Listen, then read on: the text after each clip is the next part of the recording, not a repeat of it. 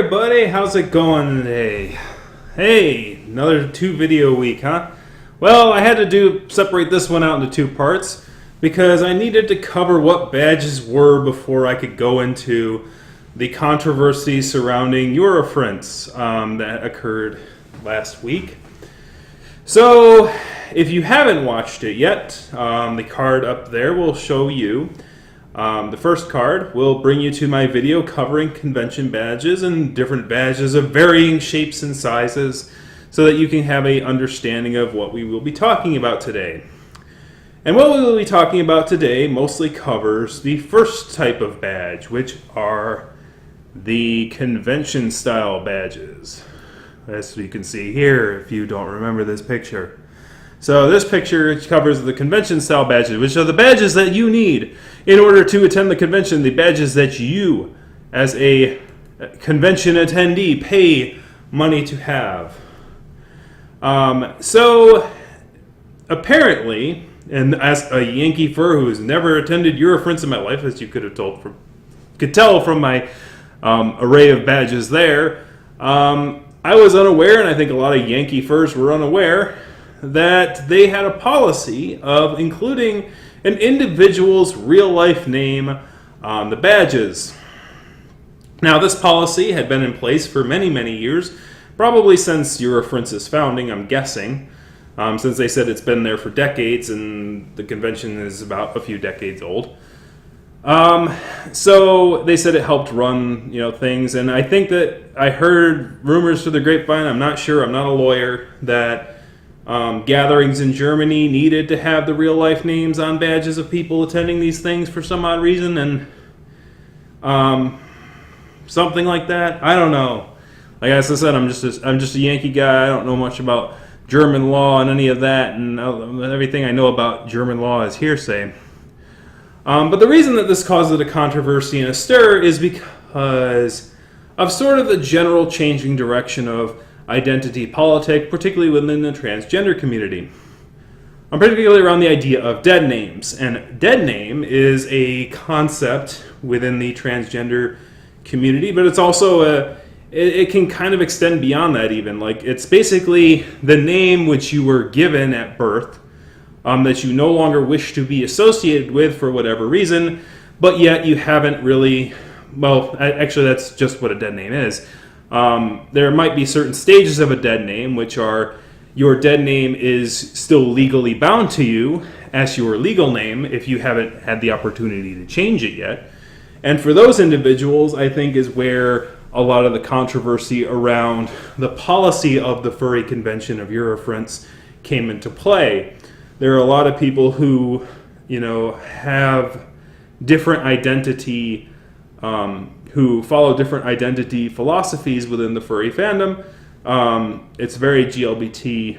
It's a LGBT-friendly community, and so a policy such as this can be seen as sort of very transgender, transfluid, unfriendly, as it were. So, of course, the staff at Eurofurence was taken aback that all of a sudden a policy that was not controversial before became a little bit more controversial in the current political climate. Not only with the transgender issues, but also because of increased fear of political retaliation that has occurred sort of because of issues of politics coming up in the fandom far more vehemently as of late, particularly on individuals who wish to dox other individuals who might be seen as political enemies. There are individuals out there who could use an individual's real-life name to find out information about them in order to attack them if they politically disagree or have disagreements with them for other reasons. So that sort of fear has sort of spread its way across the pond being the Atlantic Ocean, guys. But the reason that this really took a flame is because of the way that they had responded to it on January 21st. In response to someone critiquing the real-life name policy of Eurofurence, one individual said that that's always been our policy for a while now, so meh. And then someone replied, say, what about transgender individuals who have dead names, who don't want to have that representing who they are on their thing? Are they going to be forced to, what about them? Are they going to be forced to use that? How do they work around your policy? And their response was, they can contact our registration team by email and we'll find a solution. Alas, we don't have a solution for whataboutism.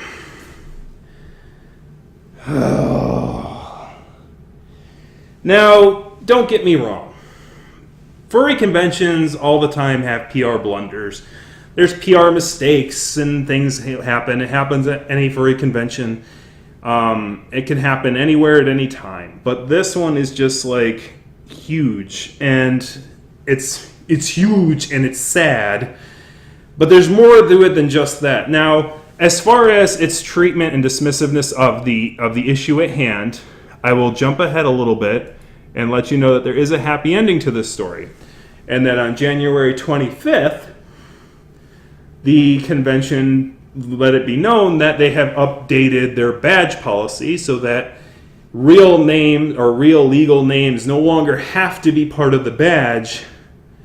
So whether the laws in Germany updated to be a little more lenient on these gatherings, and they've updated their policy since then, or if it was the philosophy of one of the founders that eventually was no longer useful or needed or necessary, I do not know.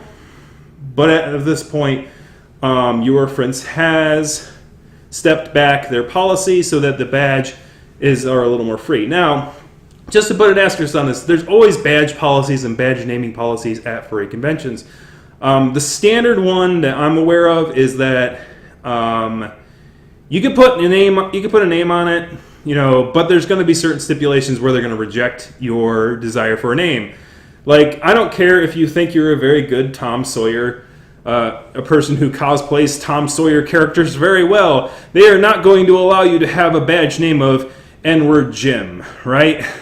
They're not going to let you do that.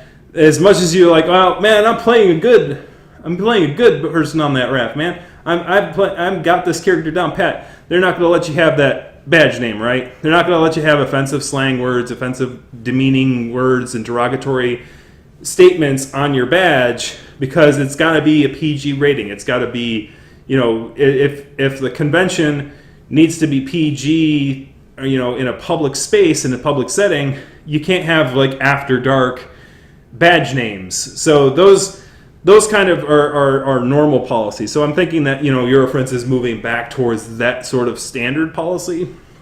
But back to the comment, because they never one critique even on that follow up is that they didn't apologize for their sort of dismissive attitude earlier, which public organizations like to do this whole don't apologize for anything motif. It's sort of popular these days, particularly since our leadership seems to be going about that in the same way.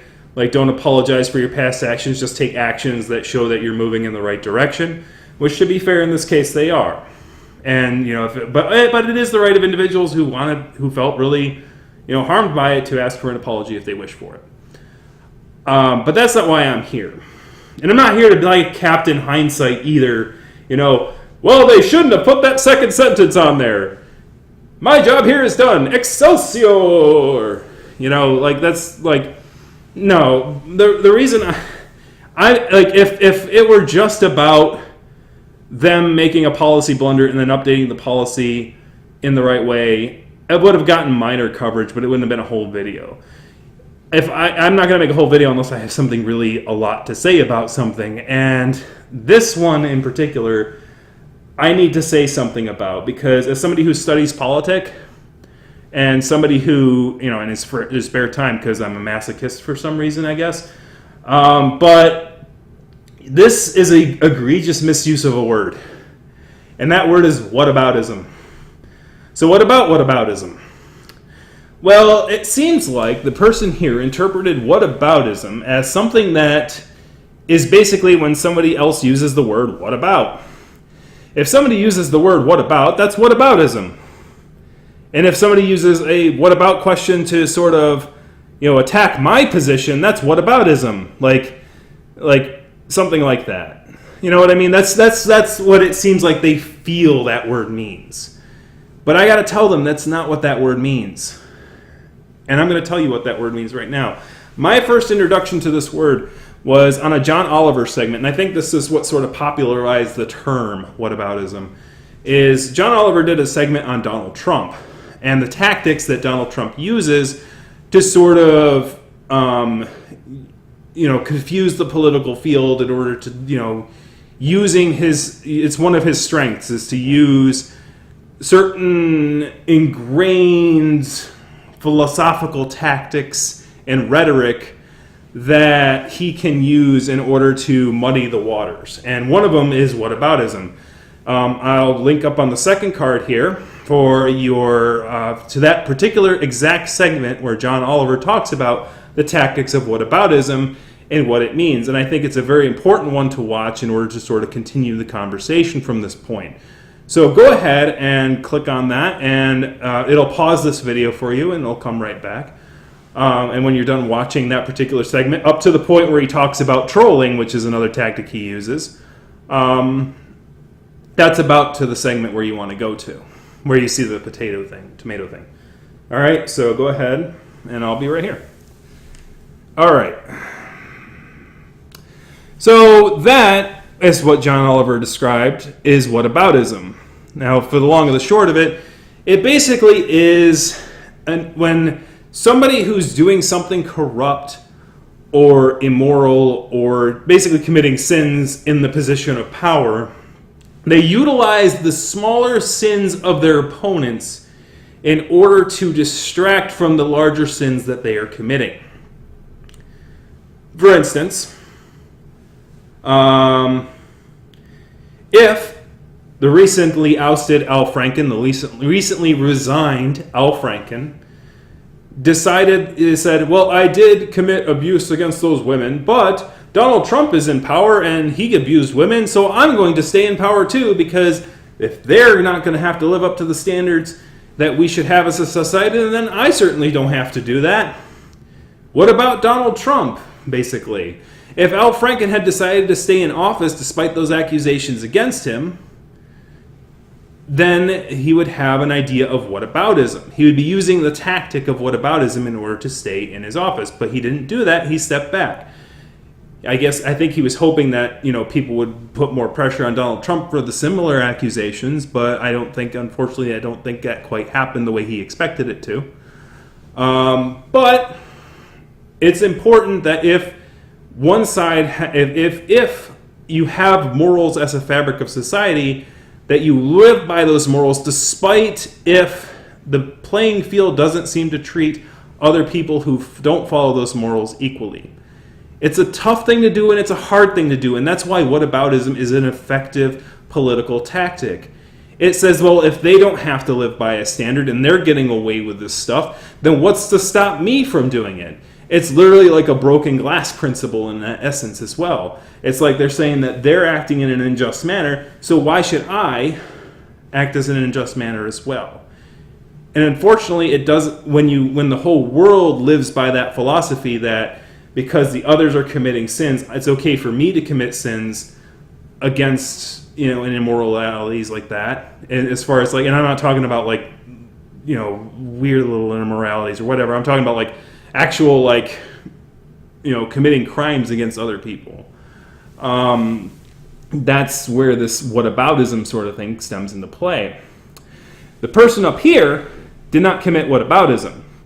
And a great way, but they use the word what about, you're saying. Well, what about them using the word what about? Is it whataboutism is the question. And to me, a very simple ask that you can give yourself to figure out if somebody using the words what about is actually not committing whataboutism is, can you replace the wordage of their asking of what about with what should? This sentence up here on the second tweet can be replaced with what should. So instead of saying what about trans people who have dead names, the person could have rephrased that to say what should trans people with dead names do in this case? What should they do? They're not asking what about. They're not asking what about this, that, or the other thing in order to make someone look bad. They're asking legitimately, what about these individuals that could be affected by this policy? So it's not whataboutism. Now, an example of whataboutism in this case would be if a commenter for this video decided to type in, it's like, oh, you're being so harsh on Eurofurence. What about Midwest Fur Fest with the service dog issue? You didn't cover that on your channel. What about Anthrocon and its treatment of Bad Dragon? You didn't cover that on this channel. What about that small convention that did this thing and did this small thing? What about what about this other convention? And you're not covering them like this, and so that right there, by the way, if you're making a comment like that, I kind of beat you to the punch a little bit. That right there is whataboutism. People are human beings. They can only cover so much topics in so little time. Like, there's a lot of topics to cover. Like, Dogpatch covers stuff that I don't cover. Other people cover what I don't cover. Like, I'm only one person. A lot of other people are only one person. And I like to cover things that I have somewhat of an interest in because I can project that interest into the microphone and people are like, hey, I'm engaged here. If I'm not engaged in it myself and something engages my attention more, then I can be more active and more interactive with it. This one engages me because, to me, it's important that we understand whataboutism as a concept. I'm not here to point fingers. It was maybe a simple mistake on not understanding what whataboutism is, but that just to me highlights that it's important that we as a fandom and as individuals understand the truth about what aboutism is about, in a way. It's really hard to talk about whataboutism and talking whataboutism when it's what about. But anyways, what I'm saying here is that it's important that we know what these words mean, because as our political discourse continues down the path that it's going, we need to know what these terms mean and not muddy them to make people believe that they mean something else. Because if we allow whataboutism to simply mean when anyone asks, what about, and not when they're using this tactic, then the original meaning loses its bite, it loses its sting. And if we allow that to happen, then people who use the actual tactics of whataboutism will get away with more and more and more, because it'll become a meaningless word that has no meaning to anybody. Because it'll only be used as a attack word. As a word that's like, well, if you don't like somebody asking what about, then you can just say they're committing whataboutism.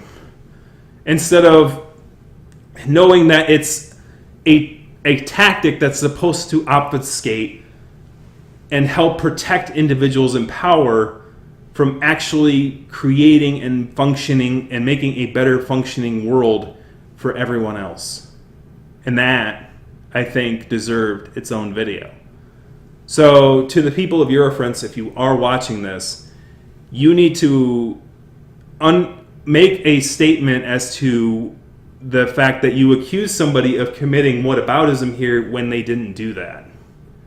You need to educate your community as to what whataboutism is, so that people and furries can be better prepared for the elusive and dangerous tactics committed by those in power in order to obfuscate responsibility for the heinous actions that they could commit. So that's all I got to say about that particular topic. But I will end with a thank you for updating your policies and understanding that there might have been a little bit of outdatedness going on here, and actually listening to feedback. As heinously public as more public than you probably wished it could have been.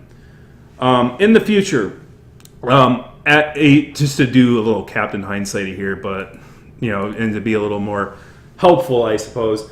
My suggestion here would obviously to be get rid of that second sentence entirely. And whenever you make a request to an individual on Twitter to email your staff, you should link the page on your webpage, on your convention webpage, that gives out those emails, or type in those emails without like the at, with like using the word at and things like that, so that people have a more direct way of contacting you without having to go look it up themselves. Because yeah, we're tech savvy furries, but it's nice of you to go, when you're offering to have somebody send you a mail, that you provide the mailing address in some way, shape, or form, instead of expecting them to go out and search for it themselves. This is a tactic that Midwest Fur Fest I've seen used multiple times. When Midwest Fur Fest had their programming schedule printed out, somebody had asked them directly on Twitter. They're like, well, I don't see my panel that I requested to put on here on the schedule.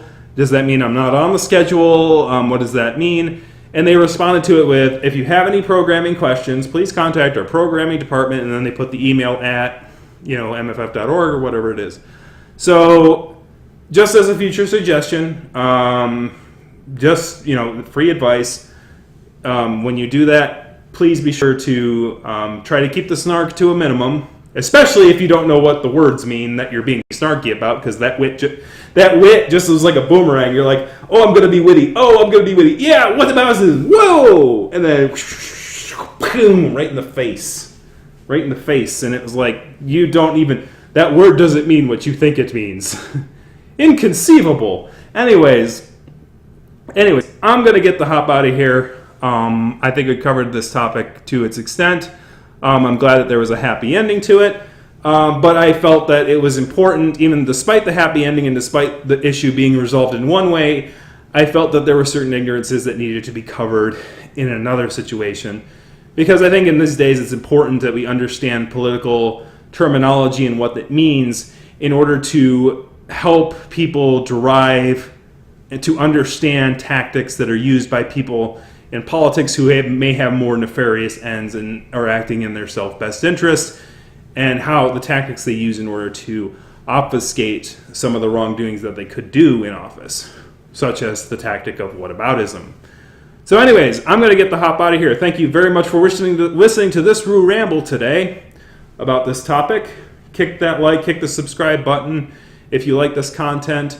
Kick a comment in the comment section.